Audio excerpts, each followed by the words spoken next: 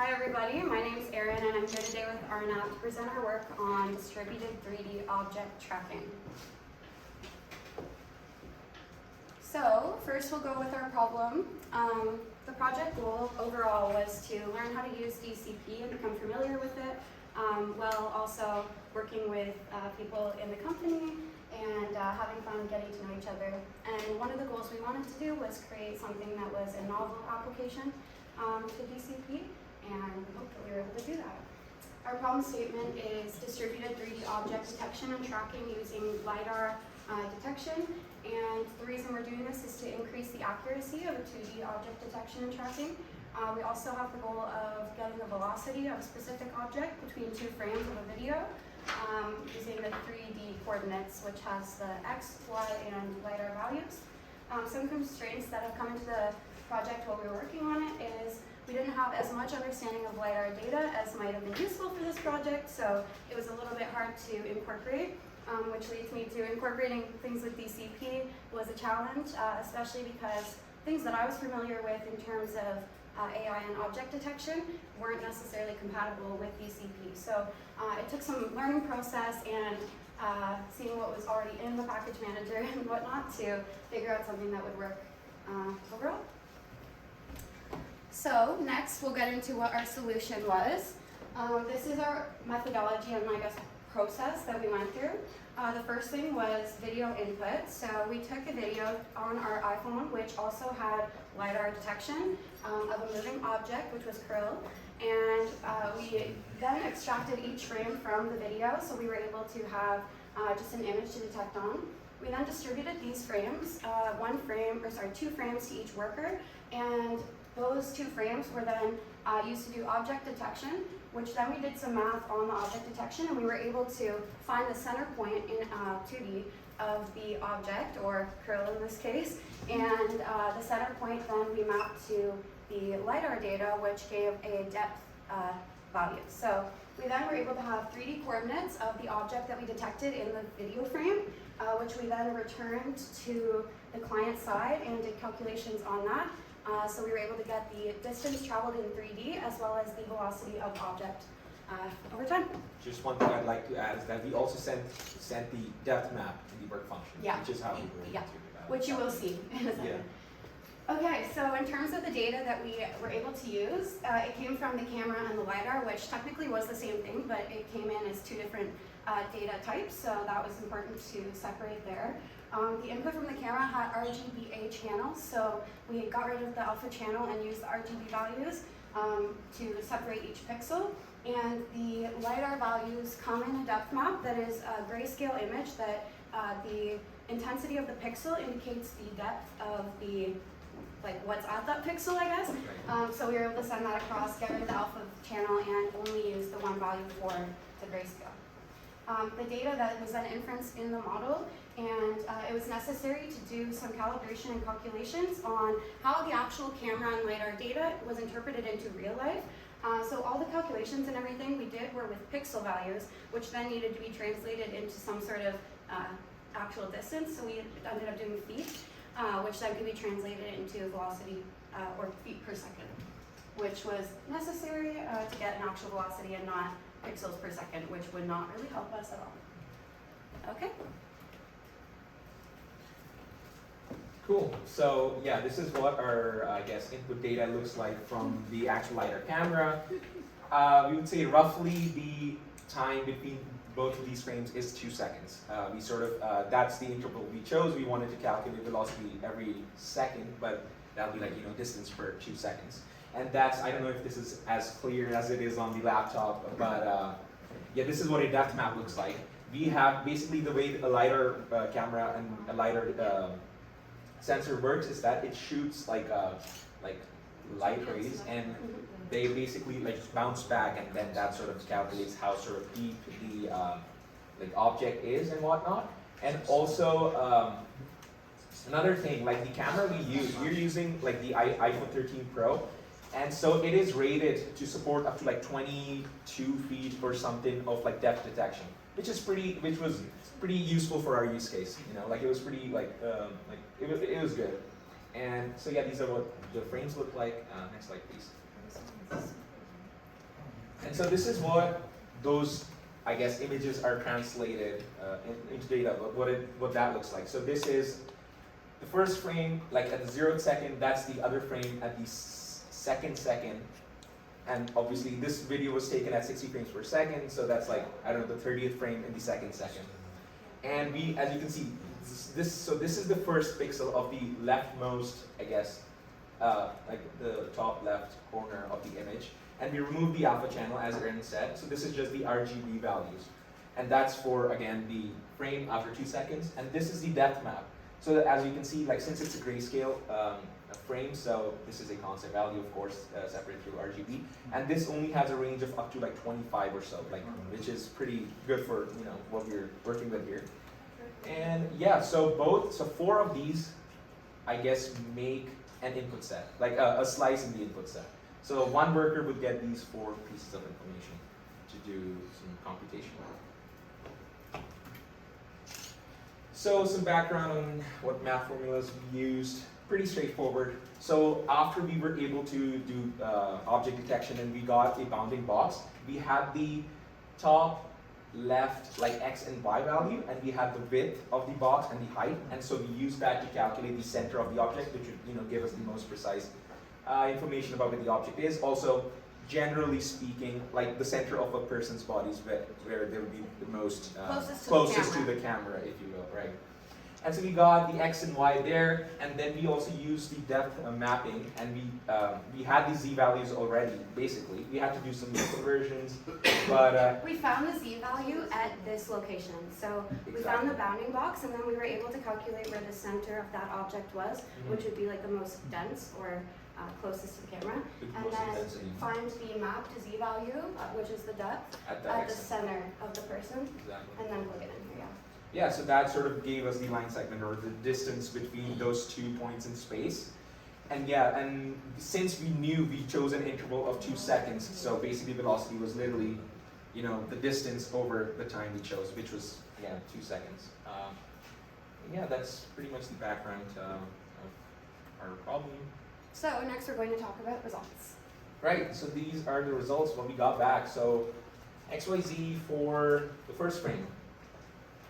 So that's 2.7, 4.5 for the first object, and for the second object, or the second frame, it's 9.6 and 6.7. That's the x and y. The z's were 19 and 15, which we had already sort of got from the depth camera.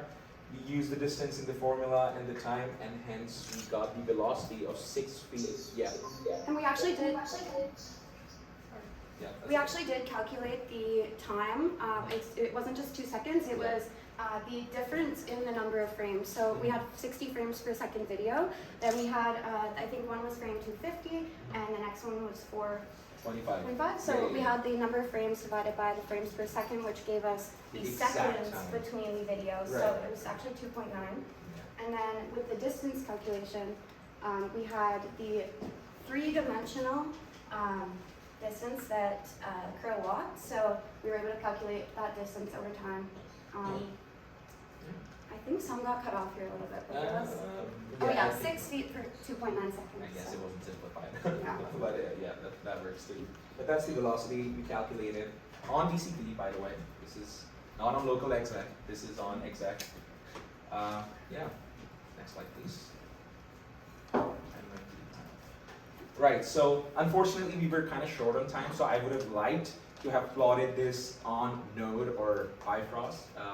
However, we ran out of time, as you can clearly see. So this is just like in space where the points would be.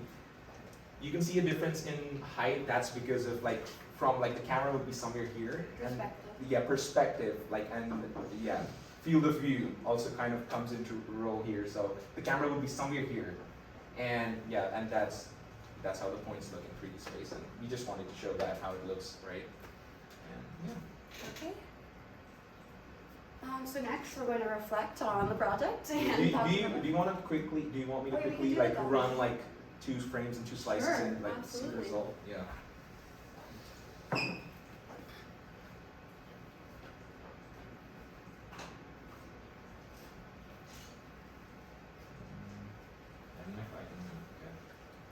It's working. Can you see the screen? No. Yep. Cool.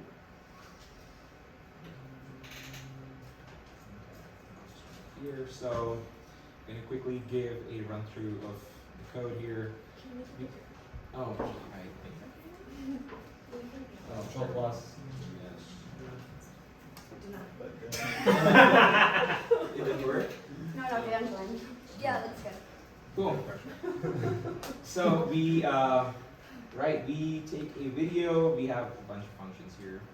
That's the old work function. Don't mind that. This is the new work function. So we take a video, as Aaron said. We cut it up into frames, and then we take all the frames and convert them into arrays, and then we send all those arrays. Do some cleanup and remove the alpha channels here, as you can see. Send all of that in DCP.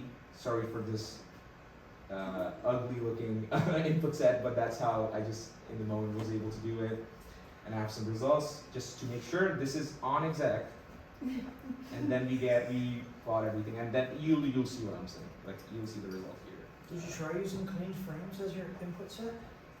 Clean frames, like I removed the alpha channel. Is that what? No, No, like, it's asking rather than about passing an array of separating clean out frame elements, you try just passing clean frames as your input set. Two of them had to be linked together. I think Yeah. that's kind of why we had to do that. Oh, okay. So the depth image needed to be connected with the RGB image. So in the future, there would definitely be a better way to do that. Have them in separate files. We didn't have time. Yeah. So No, I'm just looking to see if you had to do weird stuff because I haven't specified good enough APIs in DCP. no, I don't think that one's your fault. So this is The what time we crunch. got. Yeah. So this is the final results. This is x1, y1, z1, and x2, y2, z2. And this is actually in feet. So we did the calibration calculation within the worker. So this should be in feet, the x, y, z coordinates. In only the setting of using our iPhone and in the office doorway, I think. But that would be an extension as well. Yeah, and that's really it. And then you can see distance between initial and final position is given there in feet as well. Oh, I think we'll go back to the slides. How do I stop?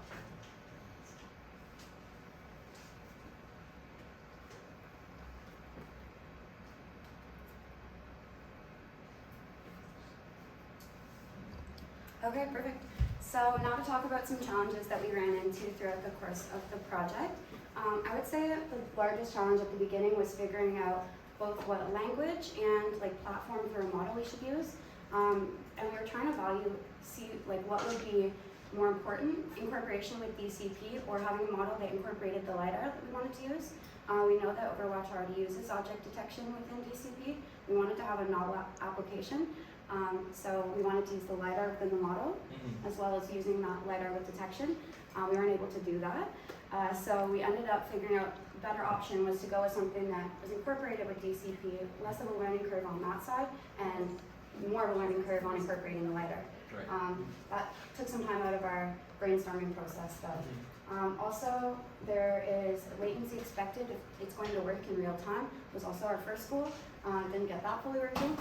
We want to keep working on that. We'll talk about that in a second. But within the real time, distributive and coming back, I think that the overhead might not make parallelization as beneficial, but that would need scaling to see how that would work. So For that now. was, yeah, for now. That was the DCP will challenge. get better. Right now, we also thought about using remote data store. Remote data input, remote data Yeah. service. So server, yeah. So we would be able to do real-time detection that way without as much latency, but we didn't get a chance to do that. It's a little bit more of a learning curve. I've never worked with that, so. I was trying to set it up, but Yeah. it's just working with the actual model and these specifications and the way it wants the desirable data versus actually getting it to come from some remote URI. It was just Yeah. too much. We didn't have enough time, but it's something definitely we can sort of work with and implement. It's not, we can definitely do that. So I think those were the main challenges. Also using Bifrost, we really wanted to. Yeah. So I think. Basically did. We were just Yeah. one step away. The work function was just not working in the most desirable way. Yeah, so I think one of the biggest issues we ran into is version compatibility. Yeah. With pretty much everything, there seemed to be some Yeah. version issue. But got over it. So next thing about reflection is seeing was this worth parallelization? So I think we've decided that our exact situation, it wasn't necessarily worth parallelization. Could have been done faster on the computer, but it was more of a like proof of concept that when you scale this, it will be worth it. Our idea of having the different intervals of frames being sent off to each worker gives the ability to calculate velocity between different frames, and then you would be able to calculate an overall average velocity of the object. It would be a lot more accurate, and you would be able to send them out to the workers, have them each calculate individual velocity, and then find the average when it comes back. That is a case I do think parallelization would be useful, and DCP definitely offers extended use cases in terms of object detection and tracking in 3D. So finally, future work that we would want to do on this project, definitely first things first, clean up the code a little bit. The variables in there is like like a little late night messy, coding. yeah, and we were trying to Kinda get it shows working. way, yeah. Some other things would be to do feature mapping within the object detection. So right now, we knew it was a girl in our video. And we knew it was the same person in Yeah. the same frame, so it's not. It would be awesome if Yeah. we could have a couple people in the same video, and it would be able to detect and feature map one person's, say, clothing or whatever, to another frame that would be able to say that is the same person, and we can calculate velocity that way. I have done this before, just not in DCP. So I know it's possible, and I think that that would be something to add to this project as well. We could also like incorporate camera odometry. So what that means is that as we're sort of recording this video and sort of calculating the depth and stuff, the camera can also move, right? So we do have the odometry data as well of like the position of the camera in real time per frame. It's just that we just, again, didn't have the time, the time constraint kind of like sort of didn't allow us to incorporate that into our project, but that can make our results much more accurate.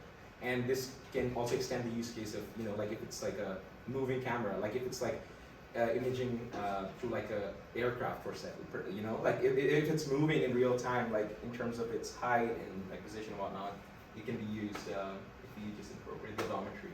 And probably Lidar won't be the most appropriate sensor, but it's just the idea that, you know, what we're talking about here. Yeah, we could also have an increased LiDAR accuracy. So we were using our iPhones for this. First of all, the data format from the iPhone was a little bit sketchy because we just had to find an app that would interpret the LiDAR data from the iPhone camera, there's a LiDAR detection on iPhone, obviously, but that was not the nicest data set, so we could get a better LiDAR camera and have more manipulatable data set, and also have a larger range of detection. So the iPhone only goes about 20 feet. If we had a better camera, we could see that. As well as LiDAR integration with the models. So all of our depth detection was mapped onto our object detection from a RGB frame. If we were able to use the LiDAR to train the model as well, you could have an increased accuracy on the object detection and the tracking. So that could be incorporated as well. When Thank did you so iPhones much. start getting LiDAR, do you know? iPhone 12 Pro, Yeah. only the pros have it. It was probably 3 years ago. Cool. But they didn't really advertise it. So Yeah, I was curious because I still have a second generation SE. But I'm I don't think the planning- SE. Pardon me? I don't think the SE has No, it. well, no, I'm running on 12. But I'm planning on second one too. You want to have this? Yeah, thank you guys so Thanks much. for coming.